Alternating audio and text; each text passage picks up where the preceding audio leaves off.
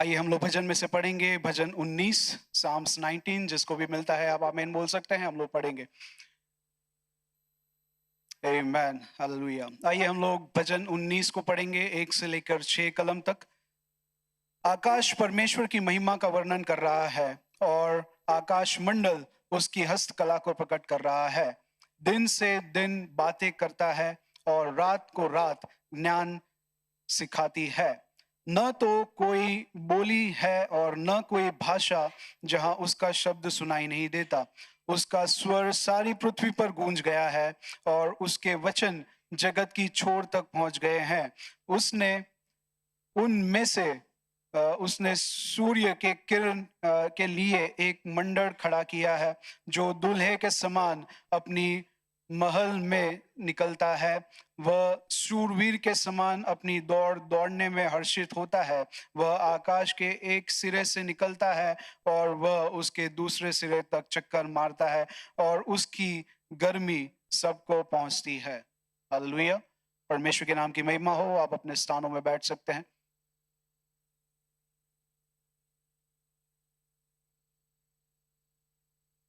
Praise Lord. परमेश्वर का वचन यहाँ पे भजन 19 जहाँ पे शुरू होता है, अगर हम लोग उसको भाग में देखेंगे तो 1 से लेकर 6 तक वहां पर प्रेज एंड वर्शिप के बारे में लिखा है, जहाँ पर स्वर्ग परमेश्वर की महिमा का वर्णन करता है और आकाश मंडल क्या करती हैं, उसकी हस्तकला का प्रकट करती है। हालेलुया। और वहीं से लेकर नीचे तक 6 कलम तक जहाँ पे हम पढ़ते हैं, वहां पे वर्शिप और जैसे परमेश्वर के लोग या परमेश्वर की जो सृष्टि है वो किस तरह से परमेश्वर की आराधना करती है, उस विषय के वहां पर वर्णन किया हुआ है। आगे हम लोग देखते हैं तो 7 से लेकर 10 तक वहां पर परमेश्वर का वचन का जो सामर्थ है उसके विषय में वहां पर लिखा गया है। और वहां पर अन्य जैसे अगर मैं शब्दों को पकड़ूं तो 7वें कलम में लिखता है कि उसका व्यवस्था और नियम। 8वें कलम में उपदेश और ज्ञान की बातें हैं और 9वें कलम में परमेश्वर का भय और नियम की बातें वहां पर लिखी है। परमेश्वर के नाम की महिमा हो। 10वें कलम में 11वें कलम में एक वार्निंग के रूप में हम सब के लिए है। और 12 से लेकर 14वें कलम तक एक प्रार्थना है जहाँ पे परमेश्वर का दास एक दुआ मांगता है और परमेश्वर से पुकारता है। हालेलुया। परमेश्वर के नाम की महिमा हो। मैं ये सारे पोर्शंस, ये सारे स्क्रिप्चर्स आपको इसलिए बताया कि आप अपने समय में घर मर जाकर इसको जरूर पढ़े, मनन करें और परमेश्वर आपसे इससे बोले, बातें करे।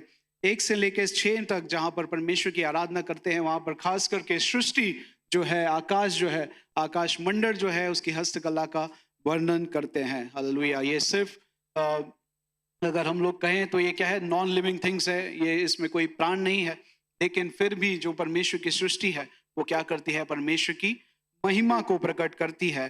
तो ये हमारे लिए भी ये है, हम लोग जो जीवते हैं, जो परमेश्वर के कार्य को देखते हैं, जो परमेश्वर की महिमा को हमारे जीवन में पूरा होते हुए देखते हैं, ये हम सभी के लिए है कि जब हम लोग परमेश्वर के भवन में आए हैं, हम भी परमेश्वर को पुकारे।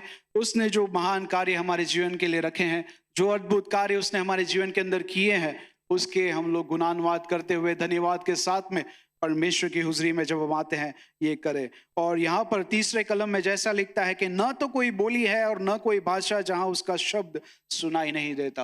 हालेलुया। ये शब्द जातियों के लिए है, जहां जहां कहीं भी जिस बोली में लोग बोलते हैं, जिस संसार में, जिस दुनिया में, जहां पर कहीं पे भी जिस भाषा जो हम लोग सुनते हैं, सुन पाए हैं अभी तक, और जिस भाषा को अभी तक हमने शायद सुना भी नहीं होगा, लेकिन उस भाषाओं में भी परमेश्वर का महान नाम पहुंचा है।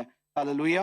तो ये हमारा कार्य है, परमेश्वर का कार्य है। परमेश्वर हमें जो कार्य देता है उसको पूरा करने के लिए हम लोग तैयार हो जाए और उसके गुणानुवाद को हम लोग गाते रहें, बोलते रहें और परमेश्वर हमारे द्वारा अद्भुत काम करे। जैसे कि 7 से लेकर 10 में कलम में परमेश्वर का वचन के बारे में और उसका जो अद्भुत कार्य है उसके बारे में लिखा है। और हम लोग सीधा 11वें कलम में देखेंगे, वहां पर परमेश्वर का दास एक चेतावनी के रूप में अपने आप से एक सवाल पूछता है। जो वचन हम लोग पढ़ते हैं उसकी गहराई में परमेश्वर का दास वहां पे पूछता है, उन्हीं से तेरा दास चिताया जाता है, उनके पालन करने से बड़ा ही प्रतिफल मिलता है। हालेलुया। परमेश्वर के वचन को जब हम लोग पढ़ते हैं, वो हमें ज्ञान देता है, वो हमारे जीवन के लिए उसके उसका जो कार्य है, हमारे जीवन के लिए जो उसका उपदेश है हमारे जीवन के अंदर, वो पूरा करने के लिए हमें भी परमेश्वर ज्ञान और समझ देता है। हम चिताए जाते हैं। हम लोग कई बार दूसरों को देखते हैं, जैसे कि 12वें कलम से लेकर 14वें कलम तक, वो अपने खुद के विषय में, अपनी खुद की आत्मिक अवस्था के विषय में वो दुआ मांगता है। और वहां पर 12वें कलम में आपके लिए पढ़ लूंगा, उस अपनी भूल चूक को कौन समझ सकता है, मेरे गुप्त पापों से तू मुझे पवित्र कर। हालेलुया। अपनी भूल चूक को कौन समझ सकता है, हम ना, हम लोग कई बार दूसरों को देखते हैं, हम लोग कई बार अपनी आंखों से दूसरों को देखते हैं, उनकी गलतियों को देखते हैं, वो किस तरह से परमेश्वर को आदर नहीं देते, उस विषय में हम लोग शायद कई बार दूसरों का न्याय करते हैं। लेकिन परमेश्वर के वचन को जब हम लोग पढ़ते हैं, परमेश्वर की बातों को, परमेश्वर की ज्ञान को जब हम लोग सुनते हैं, समझते हैं और उसकी गहराई में जब हम उतरते हैं, परमेश्वर ही है जो हमें हर एक बातों से चिताने वाला परमेश्वर है। हालेलुया। हमारे जीवनों को हम सुधारें, परमेश्वर की हुजरी में जब हम बैठे हैं, हमारे मनों को हम तैयार करें। और 13वीं कलम में भी वो लिखता है कि मैं ढिठाई के पापों से भी तूने मुझे बचा रखा है।